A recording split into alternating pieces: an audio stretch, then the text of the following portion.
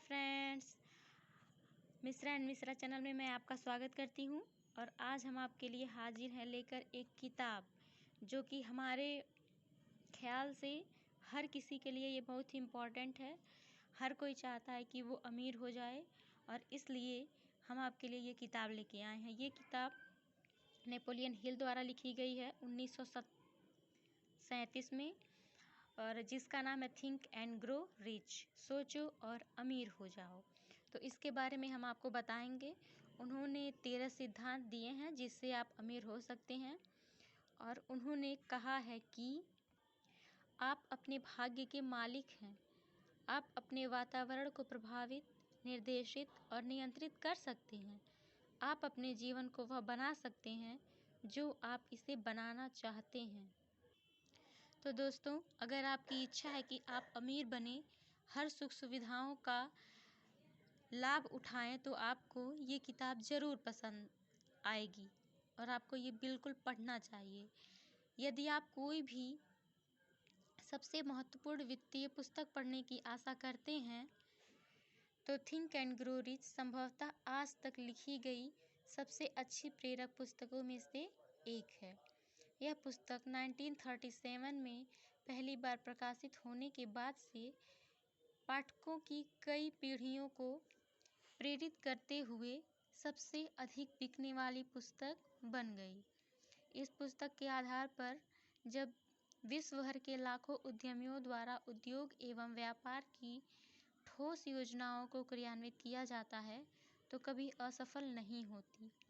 इसे केवल आर्थिक रूप से समृद्धि प्राप्त करने तक ही सीमित नहीं समझना चाहिए, बल्कि यह व्यक्तित्व विकास के साथ ही विश्व के सभी कार्य क्षेत्रों में सफलता प्राप्त करने हेतु सहायता प्रदान करने वाली एक महत्वपूर्ण पुस्तक है। थिंक एंड ग्रो रिच को जॉन सी मैक्सवेल की आजीवन अवश्य पठनीय पुस्तकों की सूची में सूचीबद्ध किया जाता है। इसे पहली बार बिजनेस पत्रिका वीक की सबसे अधिक बिकने वाली पुस्तक की सूची में प्रकाशित किए जाने के वर्ष के बाद छठी सबसे अधिक बिकने वाली व्यापार पुस्तक के रूप में दर्ज किया गया। दोस्तों, हम ये चाहते हैं कि इस पुस्तक के बारे में आप थोड़ी बहुत जानकारी पहले से ही रख लें ताकि बाद में आपको इस पुस्तक को पढ़ने में आसानी हो। नेपोलियन हिल के बारे में हम आपको थोड़ी बहुत जानकारी दे देते हैं। हमारा भरोसा है कि आप जब ये किताब पढ़ेंगे तो आप खुद ही बहुत सारी बातें समझ जाएंगे। फिर भी हम आपको थोड़ा सा जानकारी ज़रूर देते हैं। नेपोलियन हिल नई सोच वाले आंदोलन के क्षेत्र में एक बहुत ही सफल अमेरिकी लेखक थे। व्यक्तिगत सफल साहित्य की आधुनिक शैली के शुरुआती प्रस्तोताओं में से एक, उन्हें व्यापक रूप से सफल महान लेखकों में से एक माना जाता है। मनुष्य का मस्तिष्क जिस चीज़ की कल्पना और विश्वास कर सकता है वह उसे प्राप्त कर सकता है। तो दोस्तों, आपने सुना, मैं इसे दोबारा रिपीट करती हूँ।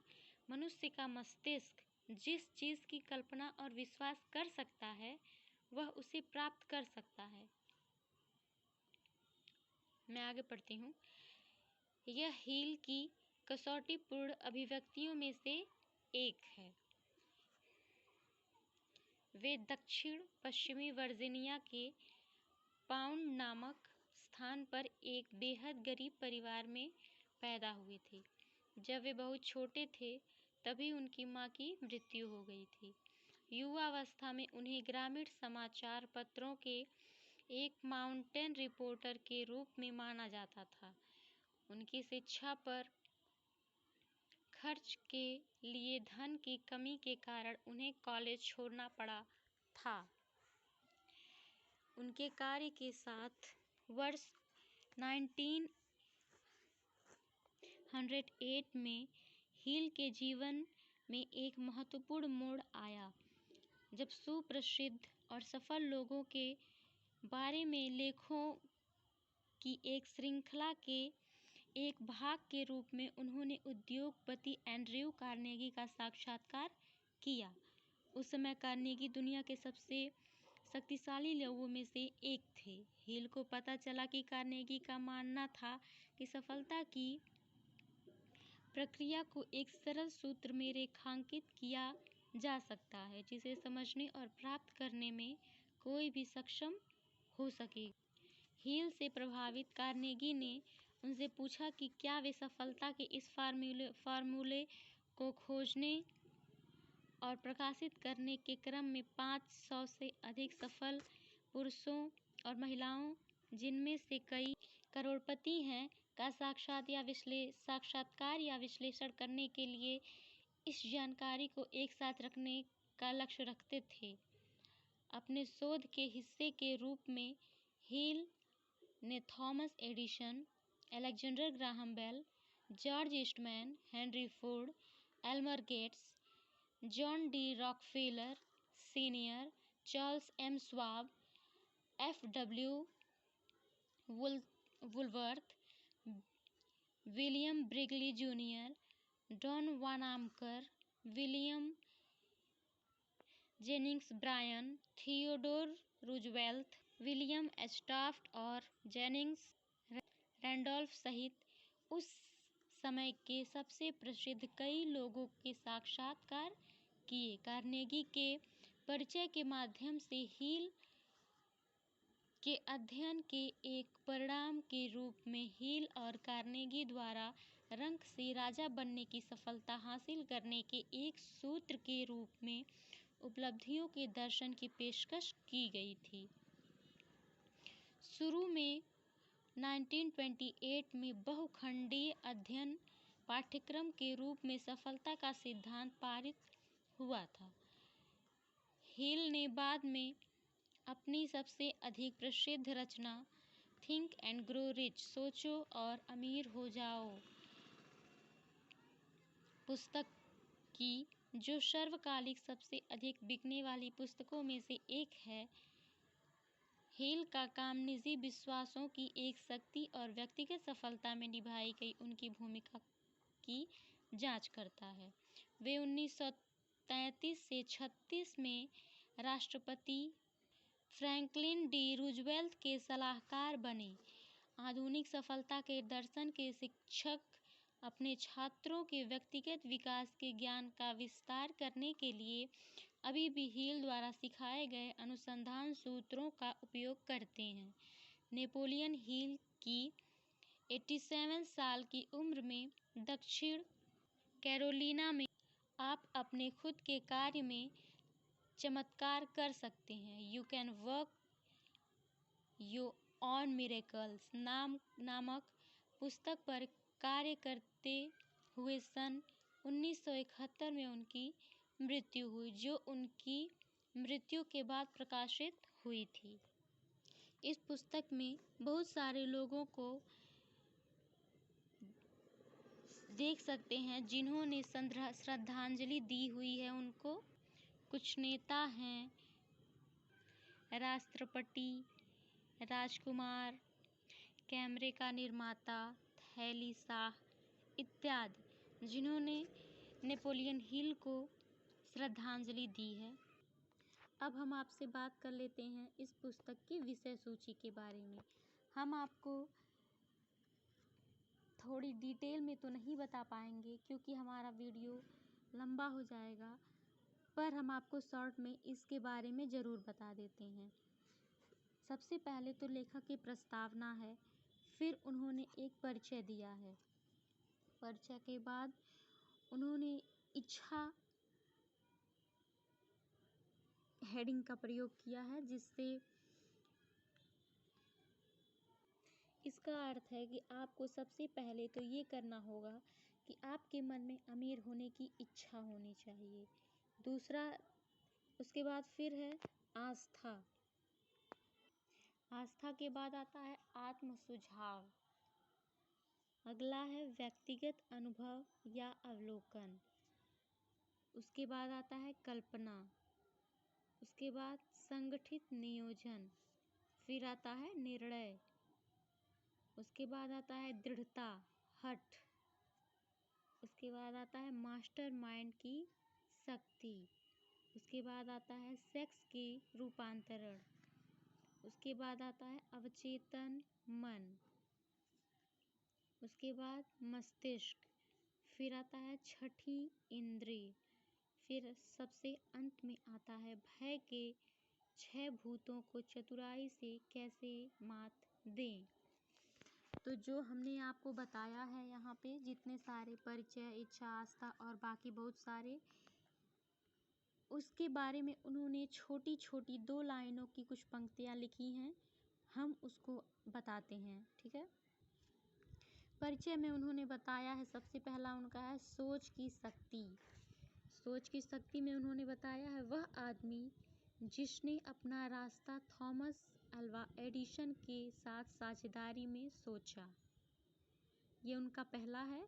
जब आप इस बारे में पुस्तक पढ़ेंगे तो आपको खुद ब खुद पता चल जाएगा कि इस 2 लाइनों का क्या मतलब होता है। तो इसी तरह बाकी और भी सारी लाइनें हैं जो कि ऐसे 2 लाइनों में शॉर्ट में बताया गया है, पर आप अगर जब अंदर इसको पढ़ेंगे तो आपको पता चलेगा कि इसके अंदर जो भी लिखा हुआ है उसको छोटे शब्दों में 2 लाइन में इसे एडजस्ट कर दिया गया है, जो कि बहुत ही सुंदर और बहुत ही प्यारा चीज़ है, ताकि आप इसे छोटे में और आसानी से समझ सकें। तो हम आपको दूसरी तरफ चलते हैं लेके। दूसरा है इच्छा। तो इच्छा में हम देखते हैं सभी उपलब्धियों का प्रारंभिक बिंदु, धनवान होने की तरफ पहला कदम।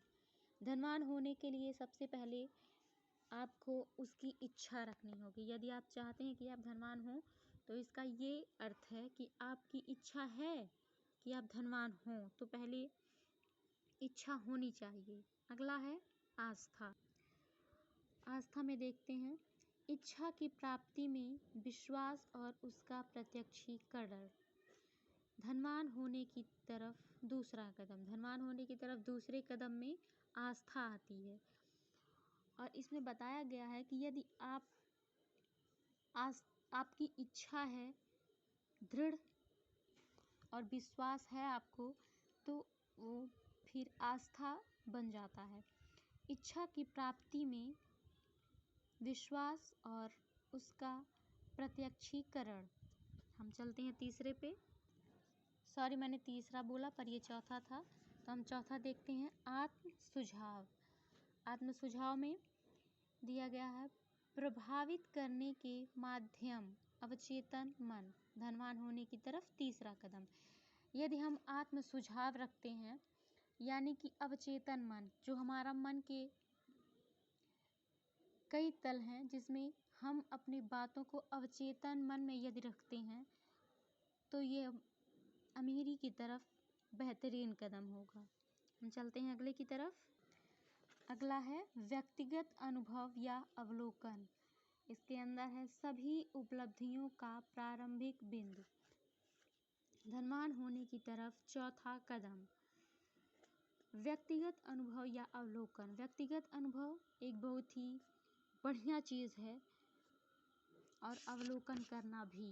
अवलोकन करने का अर्थ है हम हर चीज़ के बारे में निरीक्षण करेंगे, ध्यान देंगे, अवलोकन करेंगे। हम अगले की तरफ बढ़ते हैं। अगला है कल्पना, मन की कार्यशाला। ये बहुत ही प्रभावपूर्ण है। जब हम बाकी सारे कार्य कर लेते हैं तो फिर हमें हमारे मन में एक कल्पना करनी होती है। कल्पना से हम हमारे विचार को दृढ़ बना सकते हैं और हम अपने धनवान होने की तरफ 5वें कदम में आगे बढ़ सकते हैं। अगला है संगठित नियोजन। इच्छा की कार्यवाही में क्रिस्टलीकरण, धनवान होने की तरफ छठा कदम। हम आगे बढ़ते हैं अगले पे। अगला है निर्णय, टाल मटोल की आदत पर महारत, धनवान होने की तरफ 7वां कदम। यदि हम धनवान होना चाहते हैं और टाल मटोल नहीं करना चाहते हैं तो हमें आदत डालनी होगी कि हम निर्णय ले सकें।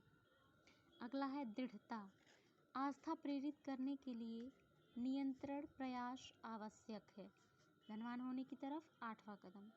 दृढ़ता बहुत ही ज़्यादा आवश्यक है इसके लिए। अगले में बढ़ते हैं। और हाँ, ये ज़्यादा ज़रूरी है, बहुत ज़्यादा। मास्टर माइंड की शक्ति, प्रेरक शक्ति। 9वां कदम धनवान होने की तरफ। ये बहुत ही बढ़िया चीज़ है। आपको एक प्रेरक शक्ति, ब्रह्मांडी शक्ति की तरफ से अपने कल्पना शक्ति में जोड़ना होगा। फिर आप जो भी कल्पना करें अवचेतन मन में जाके वो एकत्रित हो जाएगा और आपकी मदद करेगा धनवान होने में। अगले की तरफ बढ़ते हैं। सेक्स में रूपांतरण रहस्य, धनवान होने की तरफ 10वां कदम। ये इसमें भी रूपांतरण लाता है। ये एक रहस्य है, आप पढ़ेंगे आपको पता चलेगा। अगला देखते हैं।